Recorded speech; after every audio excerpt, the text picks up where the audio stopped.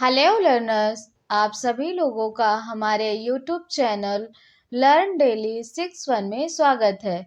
हम लोग विकास की अवस्थाओं का अध्ययन कर रहे थे। विकास की अवस्थाओं का अध्ययन में हम लोगों ने 2 स्टेज शैशवावस्था और बाल्यावस्था को कवर किया है। आज हम लोग विकास की अवस्था में उसकी तीसरी अवस्था किशोरावस्था का अध्ययन करेंगे। किशोरावस्था सामान्यतः 12 से 18 वर्ष तक की अवस्था को किशोरावस्था कहते हैं। यह मानव विकास की तीसरी अवस्था होती है। पहली अवस्था तो शैशवावस्था होती है जो जन्म से 6 वर्ष तक की होती है। दूसरी अवस्था बाल्यावस्था होती है जो 6 से 12 वर्ष तक चलती है। फिर तीसरी अवस्था है किशोरावस्था जो 12 से 18 वर्ष तक चलती है।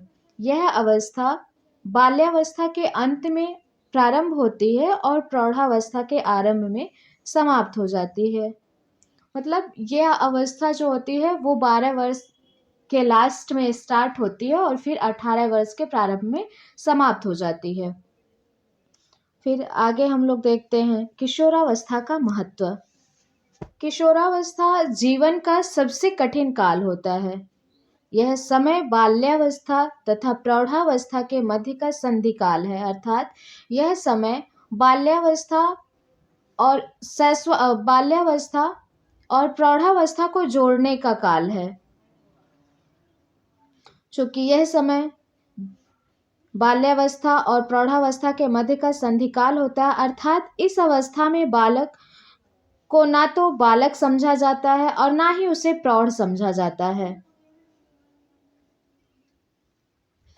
इस अवस्था में या इस परिवर्तन काल में जो बालक के माता पिता होते हैं या टीचर्स होते हैं या अभिभावक अन्य लोग जो भी बालक के वर्तमान और भविष्य के कल्याण और हित में रुचि रखते हैं तथा समाज की प्रगति चाहते हैं, उन्हें किशोरों के स्वास्थ्य पर गंभीरतापूर्वक ध्यान देना चाहिए। क्रो एंड क्रो कहते हैं कि किशोर ही वर्तमान की शक्ति और भावी आशा को प्रस्तुत करता है। एक किशोर या युवा ही देश का भविष्य होता है, इसलिए उनके स्वास्थ्य, उनके मानसिक विकास पर पूर्ण रूप से ध्यान देना चाहिए। फिर अगला पॉइंट है किशोरावस्था का अर्थ। किशोरावस्था का अर्थ क्या है? किशोरावस्था को अंग्रेजी भाषा में एडोलसेंस कहते हैं। एडोलसेंस का क्या अर्थ होता है? एडोलसेंस जो होता है यह लैटिन भाषा का एक शब्द है और यह एडोल्सियर से बना हुआ है। और एडोल्शियर का क्या अर्थ होता है? परिपक्वता की ओर बढ़ना, अर्थात इस अवस्था में व्यक्ति परिपक्वता की ओर बढ़ता है, उसका जो विकास होता है वो परिपक्व होने लगता है।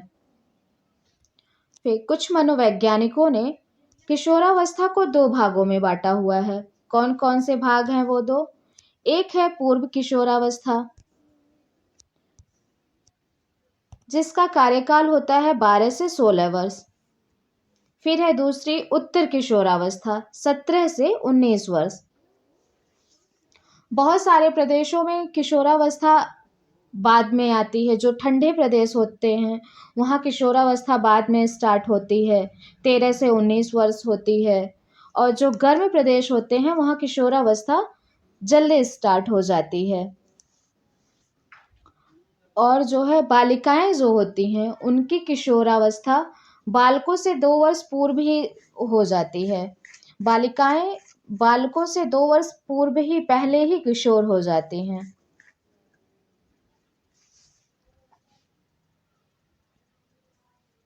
फिर देखते हैं किशोरावस्था की कुछ इम्पोर्टेंट परिभाषाएं जो हमेशा एग्जाम में पूछी जाती है। ये परिभाषाएं बहुत ही महत्वपूर्ण होती हैं जो हर बार टीचिंग एग्जामों में आती हैं, इसलिए इन्हें ध्यान से देखेंगे और नोट डाउन कर लेंगे। पहली परिभाषा है स्टैनले हॉल की। किशोरावस्था का अध्ययन भी सबसे पहले इन्होंने ही किया था।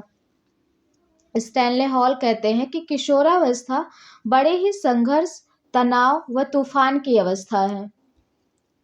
क्योंकि इस अवस्था में बालक का संवेगात्मक विकास जो होता है वो शैशवावस्था की भांति ही होता है। उथल-पथल मची रहती है, कभी उसके संवेग कुछ होते हैं तो कभी कुछ होते हैं। जिस तरह से शैशवावस्था में बालक कभी रोने लगता है, कभी हँसने लगता है, उसी तरह से किशोरावस्था में ही भी होता है, कभी वो बहुत उत्साहित होता है, कभी वो हताश हो जाता है। फिर इंग्लैंड की एक हैडो कमेटी रिपोर्ट ने परिभाषा दी है शैशवावस्था की। वो कहते हैं, रिपोर्ट कहती है कि 11 या 12 वर्ष की आयु में बालक की नसों में ज्वार उठना आरंभ होता है, जिसे किशोरावस्था कहा जाता है। 11 या 12 वर्ष की आयु में बालक की नसों में ज्वार उठना आरंभ होता है, जिसे किशोरावस्था कहते हैं। और अगर इस ज्वार का उपयोग उचित दिशा में किया जाए, उसी समय बालक को एक उचित दिशा मिल जाए, तो वह आगे जीवन में बहुत सफल हो सकता है। फिर अगली परिभाषा है ब्लेयर तथा सिम्पसन की। ब्लेयर तथा सिम्पसन कहते हैं कि किशोरावस्था प्रत्येक व्यक्ति के जीवन में वह काल है जो बाल्यावस्था के अंत में प्रारंभ होता है और प्रौढ़ावस्था के आरंभ में समाप्त हो जाता है। फिर अगली परिभाषा है जर्सील्ड कहते हैं, जर्सील्ड के अनुसार किशोरावस्था वह समय है जिसमें विकासशील व्यक्ति बाल्यावस्था से परिपक्वता की ओर बढ़ता है।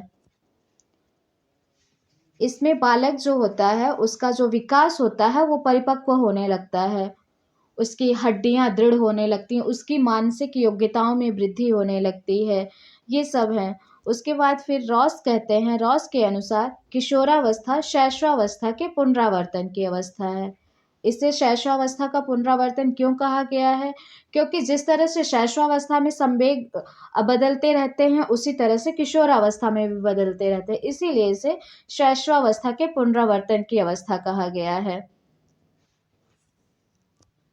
फिर किलपैट्रिक कहते हैं कि किशोरावस्था जीवन का सबसे जटिल काल होता है।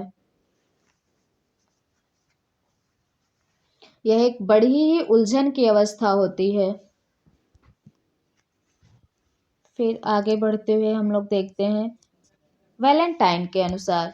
वैलेंटाइन क्या कहते हैं कि किशोरावस्था अपराध प्रवृत्ति का एक नाजुक समय है। यह वह समय होता है कि जब बालक अपराध की ओर मुड़ सकता है। बहुत बड़े बड़े जो अपराधी होते हैं उनकी नींव इसी अवस्था से पड़ जाती है, क्योंकि बालक के अंदर इस समय पे बहुत एनर्जी होती है और अगर उसको सही दिशा नहीं मिलती है तो वो उस एनर्जी का यूज गलत दिशा में करने लगता है।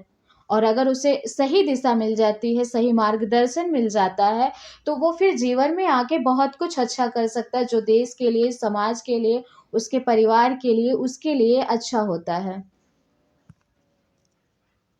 फिर है किशोरावस्था के विकास के सिद्धांत। किशोरावस्था के विकास के दो सिद्धांत हैं। कौन कौन से हैं? पहला है त्वरित विकास का सिद्धांत। त्वरित विकास का सिद्धांत किसने दिया है? स्टैनले हॉल ने। स्टैनले हॉल की बुक है एडोलसेंस, जिसमें उन्होंने इस सिद्धांत को दिया हुआ है। उनका कहना है कि जो किशोर या किशोरी होते हैं उनमें जो परिवर्तन होते हैं वो शारीरिक हो, मानसिक हो, सामाजिक हो, संवेगात्मक हो, वो अचानक से हो जाता है। स्टैनले हॉल का ये कहना है। उसका शैशवावस्था या बाल्यकाल से कोई संबंध नहीं होता है। और दूसरा क्रमिक विकास का सिद्धांत, इसके समर्थक हैं थार्नडाइक, किंग और हालिंगवर्थ। इनके अनुसार जो परिवर्तन होते हैं किशोर या किशोरियों में, वे एक क्रम से होते हैं, एकदम से ना होकर के वो धीरे धीरे क्रमशः आती है। और इसी के संबंध में किंग महोदय कहते हैं कि जिस प्रकार एक ऋतु के आगमन के चिन्ह दिखाई देने लगते हैं, उसी प्रकार बाल्यावस्था और किशोरावस्था एक दूसरे से संबंधित रहती है। अर्थात बाल्यावस्था के लास्ट में बालकों में, बालिकाओं में लक्षण आने लगते हैं कि जो उनके किशोर होने को प्रदर्शन करते हैं। तो इनके अनुसार किशोरावस्था जो होती है वो एक क्रम के अनुसार आती है, धीरे धीरे आती है। और स्टैनले हॉल के अनुसार किशोरावस्था अचानक से आ जाती है, उसमें परिवर्तन अचानक से आ जाते हैं। फिर किशोरावस्था के उपनाम क्या क्या हैं? ये एग्ज़ाम में बहुत पूछे जाते हैं कि किशोरावस्था के उपनाम कौन-कौन से हैं? किस नाम से किशोरावस्था को पुकारते हैं? तो पहला है अमूर्त चिंतन की अवस्था। अमूर्त चिंतन की अवस्था क्यों कहा जाता है? क्योंकि इस अवस्था में बालक का विकास मानसिक विकास इतना हो जाता है कि उसे प्रत्यक्ष वस्तु देख कर के ही नहीं सोचना होता, उसके दिमाग में कुछ न कुछ चलता ही रहता है, उसका अपना फ्यूचर क्या होगा, वो आगे चल कर के क्या करेगा या समाज से क्या समाज की प्रॉब्लम, परिवार की प्रॉब्लम, देश की प्रॉब्लम, इन सारी समस्याओं को वो सोचता रहता है। उसके दिमाग में बातें चलती रहती हैं जिसे जो दिखाई तो नहीं देती हैं लेकिन उसके दिमाग में चलती रहती हैं, जिसे अमूर्त चिंतन कहते हैं। फिर है दल भक्ति की अवस्था। बालक इस अवस्था में समूह का सदस्य होता है और उसके समूह के नियम होते हैं, वो समूह के प्रति बहुत ही समर्पित होता है। समूह के प्रति उसकी भक्ति होती है, समूह के लिए वो कुछ भी कर गुज़रने को तैयार रहता है। फिर है जीवन का सबसे कठिन काल।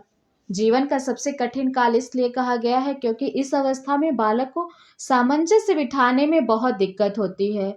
समाज में सामंजस्य बिठाने में, परिवार में ही सामंजस्य नहीं बिठा पाता है वो। इसीलिए ये जीवन का सबसे कठिन काल कहा गया है। फिर अटपटी उलझन की अवस्था। अटपटी उलझन की अवस्था मुख्य रूप से पूर्व किशोरावस्था को कहते हैं, क्योंकि इस अवस्था में बालक जो है हमेशा उथल-पुथल, झंझा और तनाव की अवस्था में रहता है, क्योंकि उसके माता-पिता, अभिभावक या शिक्षक उसे बात-बात पर डाँटते हैं, रोकते हैं, टोकते रहते हैं कि ये ऐसे नहीं करो, ये करो। तो वो हमेशा उलझन की स्थिति में रहता है कि वह क्या करे? फिर है स्वर्णकाल।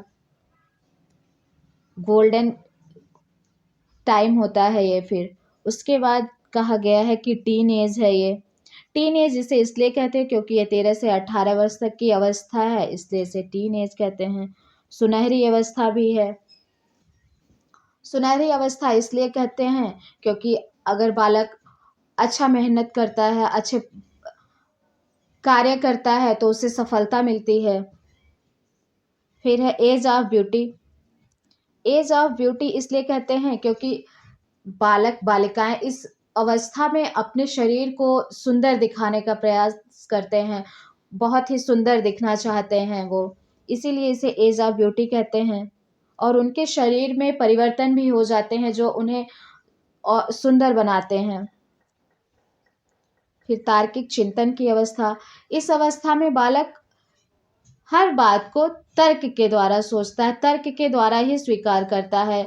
कोई भी मान्यता हो या कोई भी बातें हों, वो उसे तर्क के द्वारा सिद्ध करता है, तर्क के द्वारा ही उसे मानता है। फिर है संघर्ष व तूफ़ान की अवस्था। इसको स्टैनले हॉल ने कहा है। जैसा कि ऊपर हम लोगों ने देखा कि इसे संघर्ष व तूफ़ान की अवस्था क्यों कहते हैं। फिर है व्यक्तिगत एवं घनिष्ठ मित्रता की अवस्था। मित्रता की अवस्था तो बाल्यकाल को कहते हैं, लेकिन घनिष्ठ मित्रता की अवस्था किशोरावस्था को कहते हैं, क्योंकि किशोर इस अवस्था में परिवार से ज़्यादा, विद्यालय से ज़्यादा अपने फ्रेंड्स को इम्पोर्टेंट देता है। फ्रेंड्स के लिए वो कुछ भी कर जाएगा। इसीलिए इसे घनिष्ठ मित्रता की अवस्था कहते हैं। और फिर है द्रुत एवं तीव्र विकास की अवस्था। द्रुत एवं तीव्र विकास की अवस्था इसको इसलिए कहा गया है क्योंकि इसमें शारीरिक विकास या मानसिक सामाजिक विकास बहुत तेजी से होता है, इसीलिए इसे द्रुत एवं तीव्र विकास की अवस्था कहा गया है। फिर आज के वीडियो में हम लोग बस इतना ही देखते हैं, वीडियो बहुत लंबी हो जाएगी। अब आगे का जैसे किशोरावस्था में जो शिक्षा का स्वरूप है या किशोरावस्था की विशेषताएं, ये टॉपिक हम लोग अगले वीडियो में देखेंगे। अगर आप लोगों को ये वीडियो समझ आया हो तो आप लोग लाइक शेयर सब्सक्राइब ज़रूर कर दीजिएगा। फिर थैंक यू।